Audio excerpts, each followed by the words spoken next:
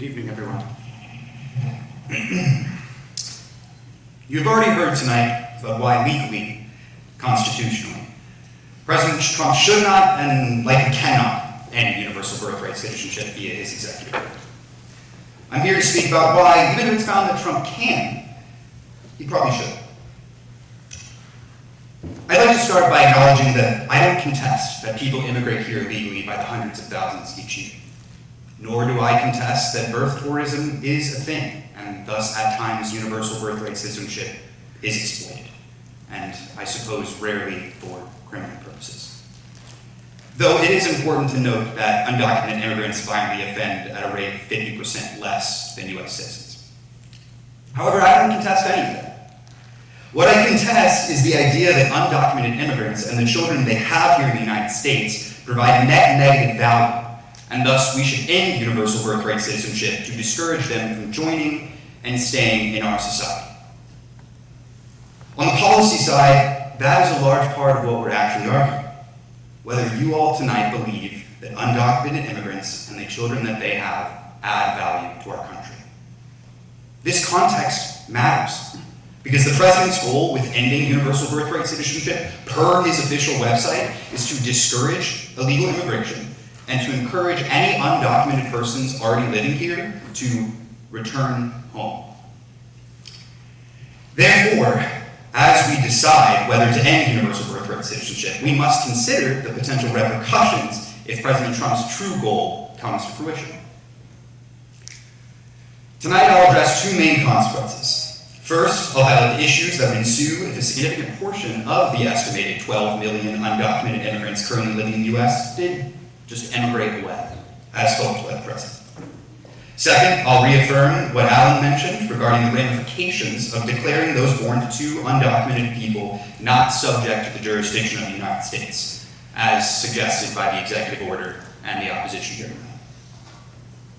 So, let's test to see if undocumented immigrants have a value outside of their alleged net fiscal drain on the economy, by removing them entirely, as President Trump and the opposition hopes.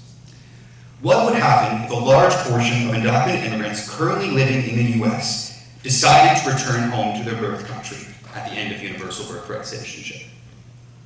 Well, first, because an estimated 8 to 9 million of those immigrants are in the workforce, the labor shortage would likely be instantaneous.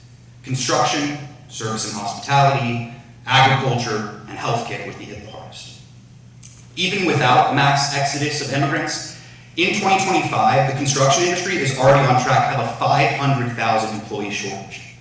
By 2036, the healthcare industry is already on track to have a 135,000 employee shortage, particularly in home health aid and personal care aid roles, low-wage positions that are generally held by undocumented immigrants. If we remove the millions of undocumented workers from these industries that are already straining for employees, you create immediate delays in production across various industries and key infrastructure, and a general decline in the growth of the US economy. As the number of low-skilled laborers declines, prices and inflation are shown to rise, and aggregate consumption is shown to drop. Second, you've already heard tonight about the cost of undocumented immigrants to states, but the opposition declined to mention about the money they put into the economy, really, via taxes, briefly mentioned, and their labor. Yes, undocumented workers generally earn low wages, working jobs that generally no one else would like to work. That then makes them eligible for some state level and emergency federal level welfare services.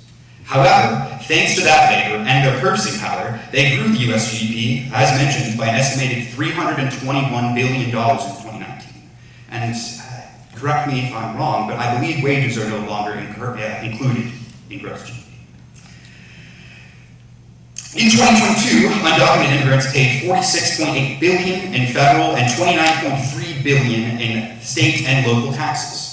They also paid $25.7 billion into Social Security and $6.4 billion into Medicare. Two programs, if you're not aware, they are ineligible for. Third, lastly, in the long term, Ending universal birthright citizenship would be detrimental to our country because of how the incentive of citizenship incentivizes population growth. Our country, statistically, is beginning to die. If immigration into the U.S. levels out, let alone decreases, deaths in the U.S. will outpace births by 2040.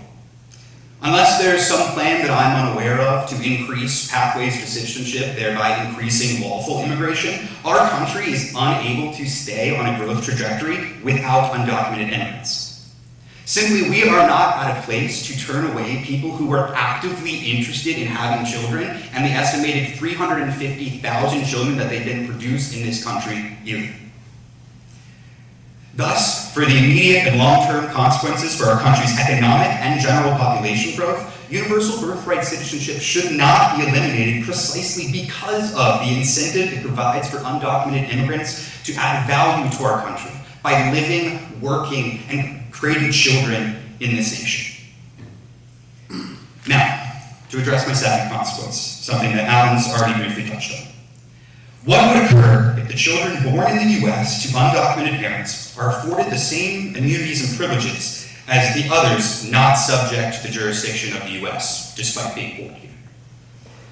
As mentioned earlier by both sides, at the time when Wong Kim Ark was decided, those born not subject to the jurisdiction thereof of the U.S. typically included children of foreign ministers, children born into Native American tribes, and children of occupying foreign combatants.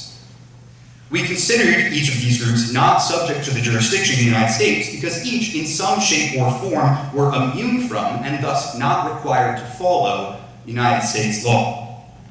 This notion is cited by the court in Wong Kim Ark as it declines to declare children of foreign internationals as not subject to the jurisdiction of the country. Quote, "It can hardly be denied that an alien is completely subject to the political jurisdiction of the country in which he resides, seeing that he owes obedience to the laws of that government and may be punished for treasons or other crimes." End quote.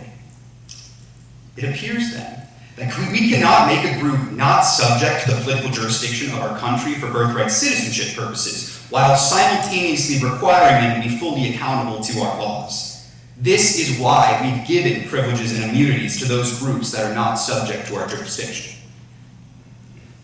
So, outside of deportation from this country, is this new class of non-citizens immune from criminal liability? Must they pay taxes and into other social welfare programs for a country that they allegedly have no political allegiance to? More pointedly, would ICE standards have to change? Must ICE now have a judicial warrant to execute a deportation action, regardless of if they encounter the undocumented individual in public versus private? I don't have the answer to any of these questions.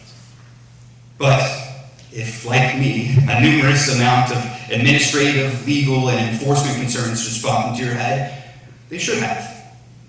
President Trump should not end universal birthright citizenship because declaring that potentially hundreds of thousands of children born here each year are not subject to the jurisdiction of the United States, and thus implying they owe some limited or modified allegiance to our laws, is an untenable position to put our nation in. Tonight, rather than poke holes in every data point in favor of why President Trump should end universal birthright citizenship, I instead ask you all to consider the realistic consequences that follow if the goal behind this executive order is successful. I leave you with two questions. If children continue to be born to two undocumented parents, despite the executive order, are we ready as a nation to have a large class of non-citizens not subject to the jurisdiction of our country? Alternatively, are we ready if the group of 12 million people who add racial and cultural diversity to this country, help sustain our economy, our labor market, and our population growth, decide to leave when universal birthright citizenship is removed, as hoped for by President Trump and the opposition? I believe the answer to both of those questions to be no. And for that reason, I ask you to vote no on the proposition before you this evening. President Trump should not end universal birthright citizenship. Thank you.